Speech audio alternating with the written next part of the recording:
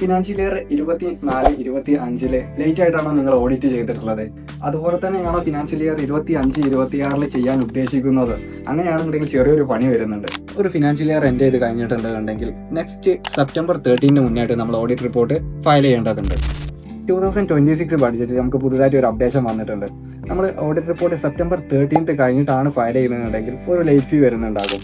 September 13 കഴിഞ്ഞിട്ട് 1 മന്തിൻ്റെ ഉള്ളിലാണ് നമ്മൾ ഓഡിറ്റ് റിപ്പോർട്ട് ഫയൽ ചെയ്യുന്നതെന്നുണ്ടെങ്കിൽ നമുക്ക് 75,000 ആയിരിക്കും ലേറ്റ് ഫീ ആയിട്ട് വരുന്നുണ്ടാവുക. ഇനി 1 മന്ത് കഴിഞ്ഞിട്ടാണ് നമ്മൾ ഓഡിറ്റ് റിപ്പോർട്ട് ഫയൽ ചെയ്യുന്നതെന്നുണ്ടെങ്കിൽ 1,50,000 നമുക്കുള്ള ലേറ്റ് ഫീ ആയിട്ട് വരിക. ഫിനാൻഷ്യൽ ഇയർ 25-26 വരുന്ന സമയത്ത് ഓഡിറ്റ് റിപ്പോർട്ട് സെപ്റ്റംബർ 13 മുന്നേ ഫയൽ ചെയ്യുക. ഇല്ലാന്നുണ്ടെങ്കിൽ വലിയ എമൗണ്ട് ലേറ്റ് ഫീ ആയിട്ട് കൊടുക്കേണ്ടി വരും. ഒരു മാസത്തിന് മുന്നേ ആണെന്നുണ്ടെങ്കിൽ 75,000 രൂപയും ഒരു മാസം കഴിഞ്ഞിട്ടാണ് ചെയ്യുന്നതെന്നുണ്ടെങ്കിൽ 1.5 ലക്ഷം കൊടുക്കേണ്ടി വരും. അപ്പോൾ ലേറ്റ് ഫീ ഒഴിവാക്കുക. നേരത്തെ തന്നെ ഓഡിറ്റ് ഫയൽ ചെയ്യാൻ വേണ്ടിയിട്ട് നിങ്ങൾ ഓഡിറ്റേഴ്സിനായിട്ട് കമ്മ്യൂണിക്കേറ്റ് ചെയ്യാം.